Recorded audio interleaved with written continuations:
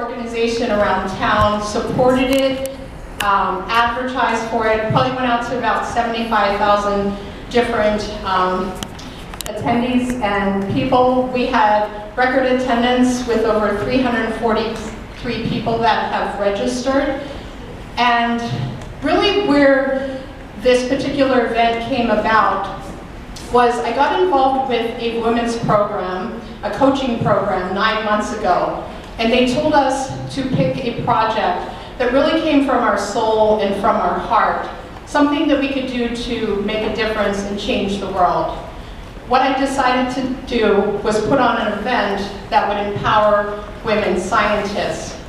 And I've been crafting it and working on it, and 2 weeks ago, there were alarming statistics that showed just how bad harassment and discrimination is within the science field. And so tonight, we're all here to start that momentum, to start making a change and a difference in women's lives.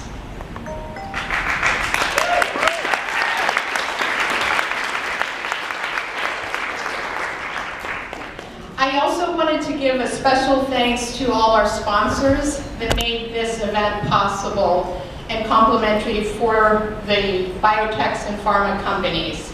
Thank you so much for your support.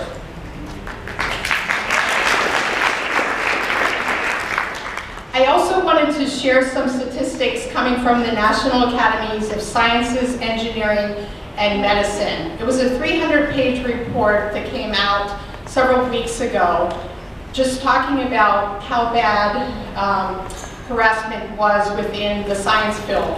It was actually ranked second to abuse in the military.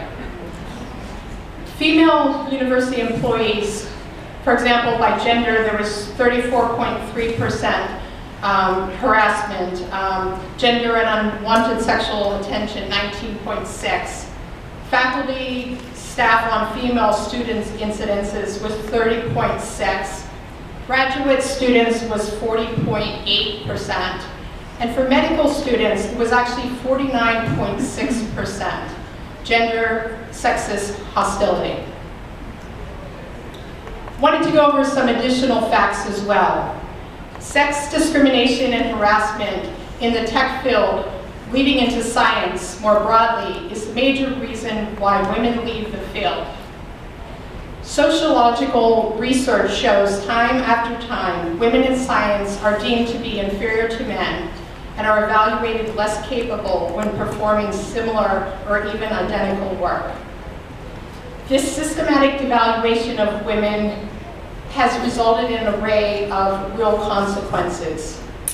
One, they have shorter, less praiseworthy letters of recommendation, fewer research grants, awards, and invitations to speak at events and conferences, lower citation rates for their research, and such wide-ranging devaluations of women's works makes it harder for them to progress in the field.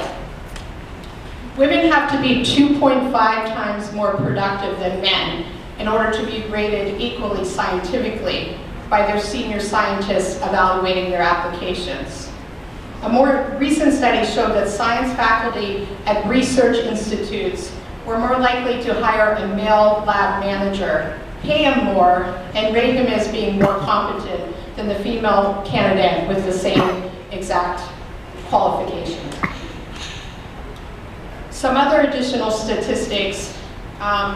In the survey of the 20 largest biotechs in the Bay Area, reported by the Business Times, it reported that 86% of the board of directors were men. And that's in comparison to 80% on the S&P 500. Related to venture capitalists, through their checks, connections, and advice, they determine which startups make it and which ones languish. They are bright, clannish, and almost exclusively made up of males. Only 6% of the partners are females. And this is another alarming statistics related to venture capitalists and entrepreneurs.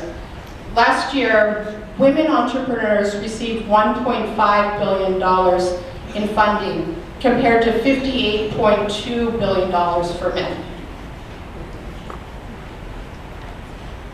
make a difference starting tonight. I wanted to share a story with you.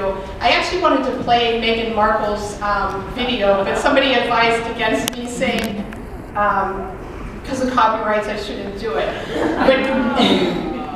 But I think a lot of you are familiar with it. Meghan, when she was in her classroom as an 11-year-old student, one of the boys in her class said, "Oh, women just belong in the kitchen."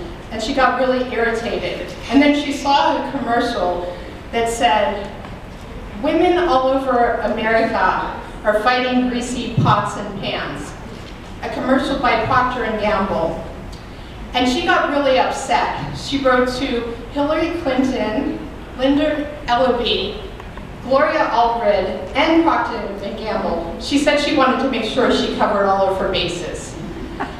And surprisingly, everybody responded back to her. She was on TV, and Procter & Gamble decided to actually change the commercial to say, instead of women, people all over America are fighting greasy pots and pans.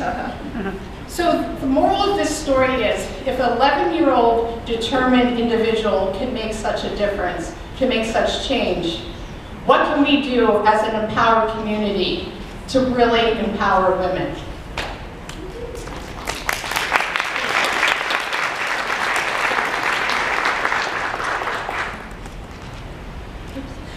Okay, at this time I would like to welcome our panelists, women who have broken the barriers of science. Despite all the statistics that say women can't get to this higher level, these women have achieved it. That doesn't mean that they didn't have issues along the way, but they fought through and battled it, and they're going to share their stories now.